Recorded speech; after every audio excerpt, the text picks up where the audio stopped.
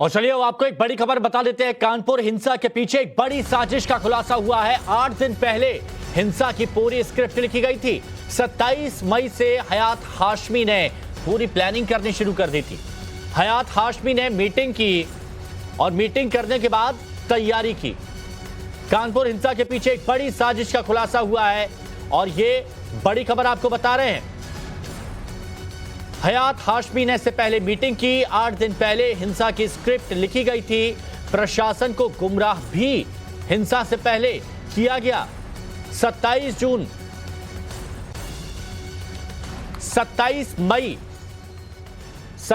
मई से हिंसा की स्क्रिप्ट ये लिखी गई थी। पूरी तैयारी यहां पर 27 मई से कर दी गई थी। ये बड़ी और अहम खबर इस वक्त की आपको बता रहे हैं टाइम्स ऑफ भारत पर।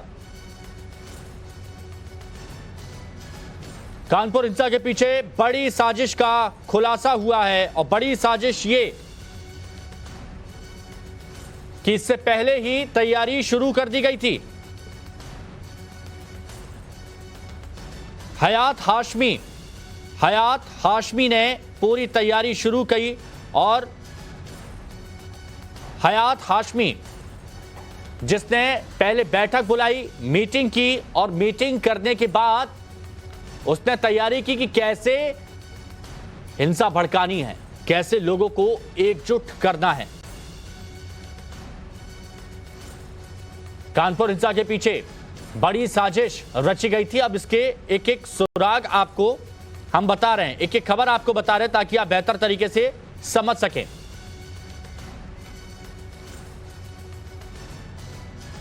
अनुज मिश्रा हमारे सहयोगी हमारे साथ जुड़ चुके हैं। अनुज, ये कहा जा रहा है कि 8 दिन पहले से ही सारी स्क्रिप्ट लिख ली गई थी, प्रशासन को गुमराह करने की तैयारी भी कर ली गई थी, क्या खबर?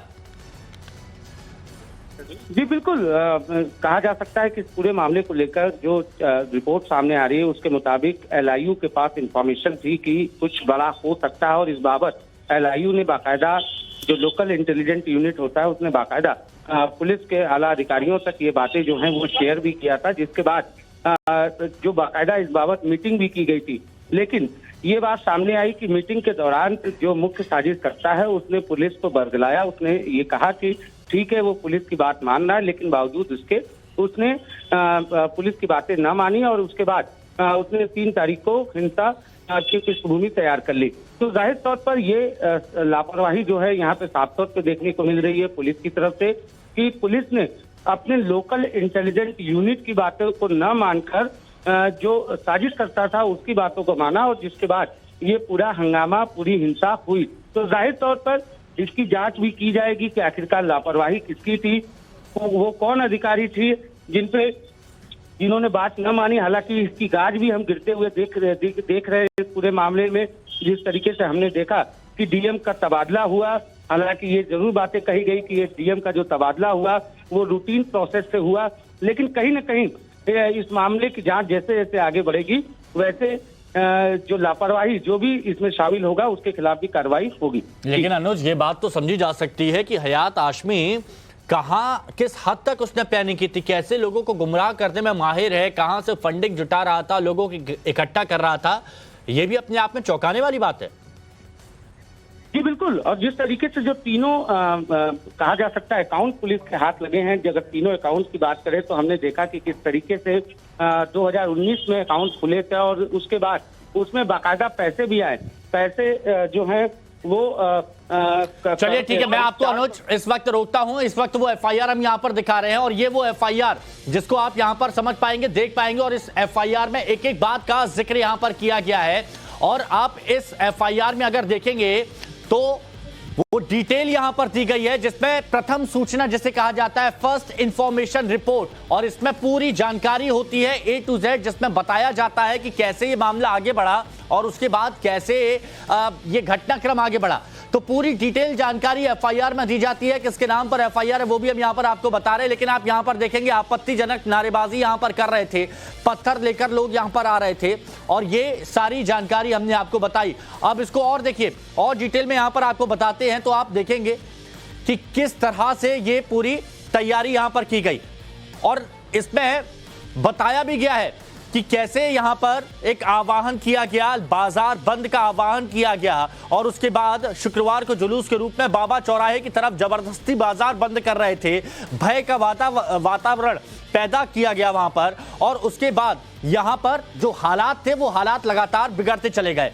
और भी जानकारी इसमें दी गई है, ये देखिए पूरा ये बताया गया है कि जनमानस में भय का वातावरण पैदा कर आपत्तिजनक नारेबाजी कर रहे थे। तत्काल सड़क पेचपाक तिराहे पर पहुंचे जहां पर जुलूस से पहले, जहां पर पहले से ही नसीम अख्तर बताया गया है और नसीम अख्तर के साथ उस्मान अली और अन्य पुलिसकर्मी वहां पर मौजूद थे। जुलूस के नेतृत्व कर रहे MMA जौहर फैंस एसोसिएशन के अध्यक्ष हयात जफर हाशमी द्वारा किया जा रहा था और ये इसमें बताया गया है, ये देखिए नाम यहां पर है, जफर हयात हाशमी द्वारा पूरी यहां पर इसका अगुवाई की जा रही थी।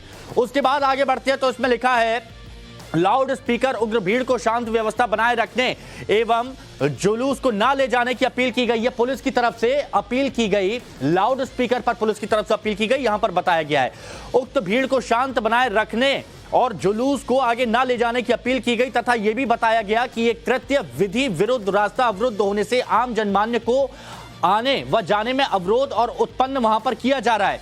इस दौरान कई थानों का फोर्स और उच्च अधिकारी मौके पर आ गए।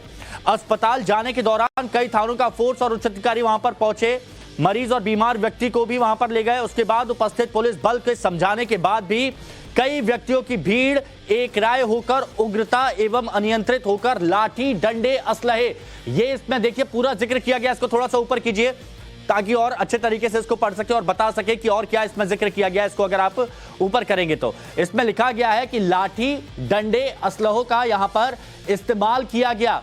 ये FIR जो फर्स्ट इंफॉर्मेशन रिपोर्ट होती है उसके बारे में यह बताया जा रहा है।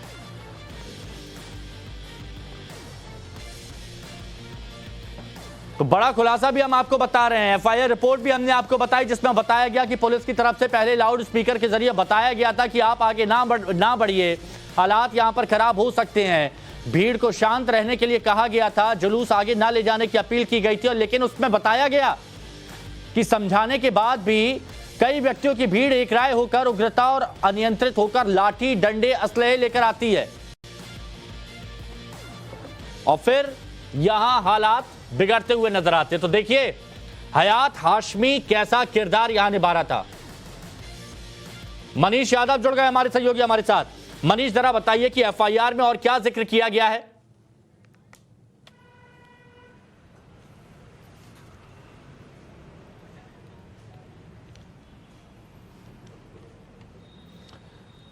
मनीष, FIR टाइम्स नाउ नव भारत अपने दर्शकों को दिखा रहा है जिसमें यह स्पष्ट कहा गया कि हयात हाशमी नेतृत्व कर रहा था, पुलिस ने समझाया उसके बावजूद भीड़ वहां पर नहीं मानी। और क्या जिक्र किया गया इधर?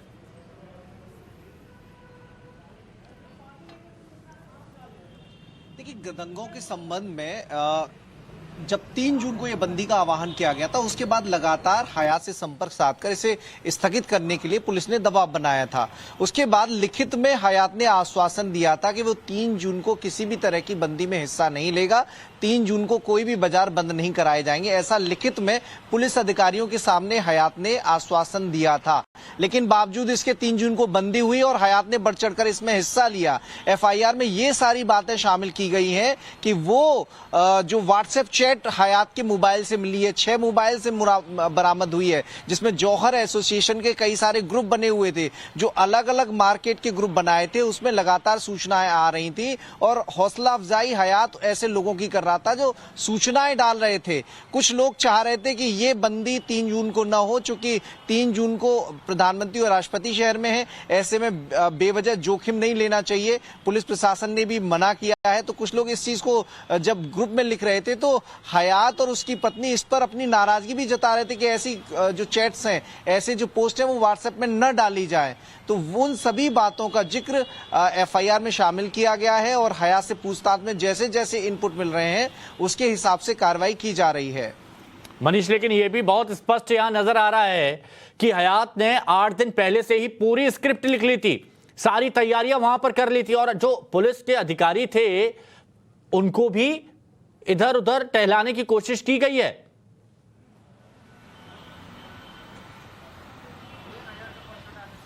देखिए, बिल्कुल बंदी की तैयारी उसने बहुत दिन पहले की थी और जो कॉन्स्पिरेसी वो प्लान कर रहा था कि 3 जून की बंदी के बहाने इस तरह का माहौल कायम कर दिया जाए कि इस तरह के पथराव की नौबत आ जाए और जो सड़कों पर तमाशा देखने को मिला वो मिले। हालांकि पुलिस ने समय रहते इस चीज को कंट्रोल कर लिया, लेकिन हयात का इरादा यहां तक सीमित नहीं था, बल्कि उसके मंसूबे और ज्यादा खतरनाक थे। वो कानपुर को हिंसा की चपेट में झोंकना चाहता था और जिस हिसाब से उसने तैयारी की है, 27 जून से तो बैठकों का सिलसिला शुरू हुआ था। इसकी जो पूरा रोड मैप है वो कई महीने पहले ही तैयार हो चुका था।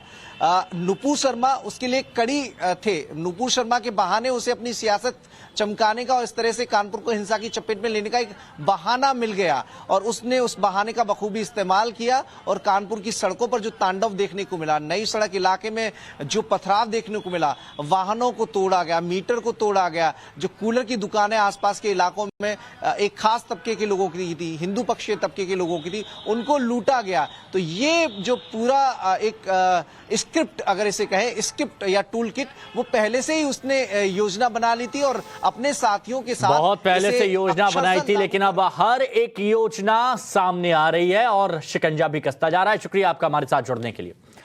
वहीं जब समाजवादी पार्टी विधायक इरफान सोलंकी से व्हाट्सएप ग्रुप में जुड़े होने का सवाल किया गया, उस व्हाट्सएप ग्रुप में जिसमें कई तरह की बातें की गई, भड़काने की बातें की गई, भड़काऊ बयान वहां पर दिए गए, तो इस पर जब सवाल किया गया तो वो आरोपों से कैसे बचते नजर आए वो आपको दिखाते।